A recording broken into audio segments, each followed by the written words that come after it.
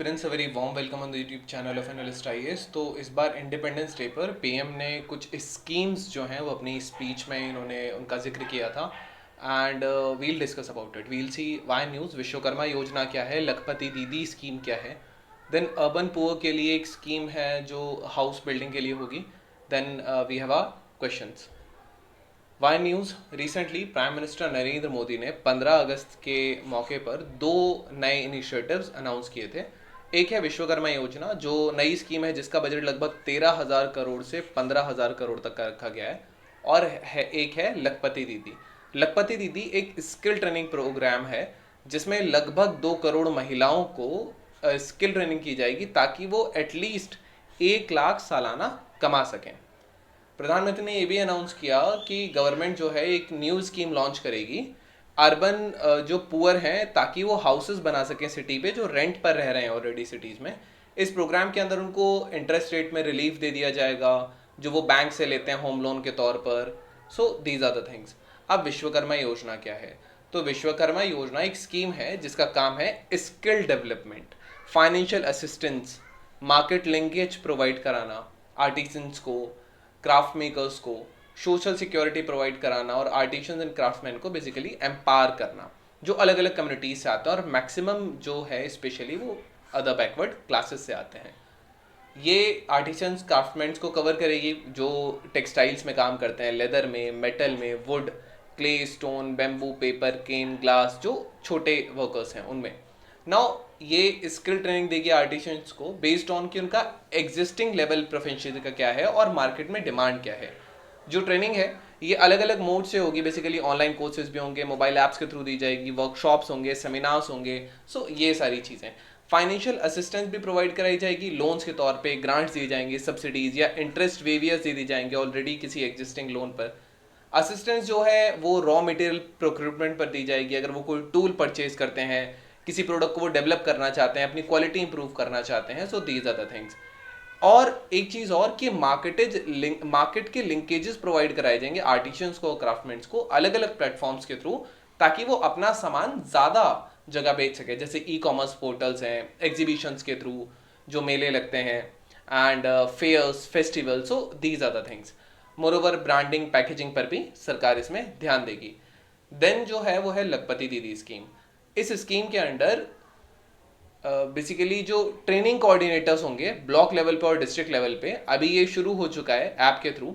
और सर्वे जब ये हो जाएगा इसके बाद अलग अलग वर्कर्स इसमें असाइन किए जाएंगे, अलग अलग सेल्फ हेल्प ग्रुप को, ताकि जो लोग सेल्फ हेल्प ग्रुप से जुड़े हैं वो अपनी इनकम बढ़ा सकें लगभग 1 लाख रुपए पर ईयर तक मिनिमम।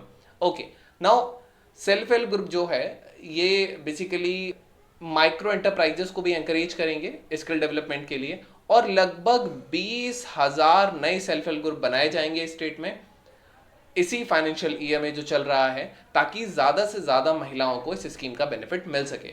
देन जो स्कीम उन्होंने डिस्कस की थी that was scheme for urban poor to build the houses.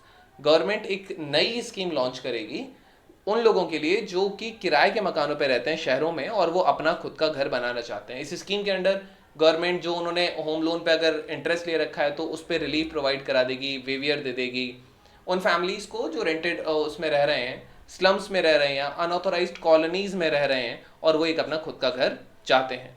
Government की ऑलरेडी एक स्कीम है अर्बन हाउसिंग के लिए, दैट इज प्रधानमंत्री आवास अर्बन योजना, एक रूरल भी है। ये जो है ये 2015 में लॉन्च हुई थी।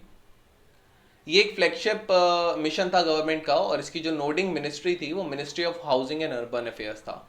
मिशन का जो एम था वो अर्बन हाउसिंग शॉर्टेज जो है उसको कम करना था, एंड खासकर इकोनॉमिकली बैकवर्ड सेक्शंस जो हैं, जो अपना घर नहीं बना सकते, स्लम ड्वेलर्स हैं या जिनको एक पक्का हाउस चाहिए, जो कच्चे मकानों में रहते हैं, अप टू 2022 का था। लेकिन इस स्कीम को दिसंबर 2024 तक एक्सटेंड कर दिया गया है ताकि जितने भी हाउसेस सेंक्शन हुए हैं वो कंप्लीट हो जाएं और जो उनका फंडिंग पैटर्न है वो ना चेंज करना पड़े, जो इम्प्लीमेंटेशन मेथोडोलॉजी है वो भी सेम रहे।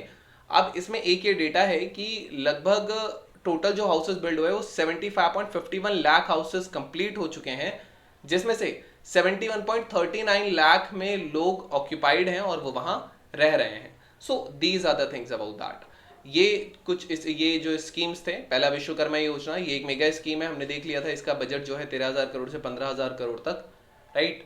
सो ये विश्वकर्मा जयंती पर लॉन्च होगा सितंबर 17 पे, इसीलिए सो स्किल्ड वर्कर्स के लिए, मेसन्स, बार्बर्स वगैरह, वो अपनी क्वालिटी इंप्रूव कर सकते हैं, राइट, अपना प्रोडक्शन बढ़ा सकते हैं। So these are the things.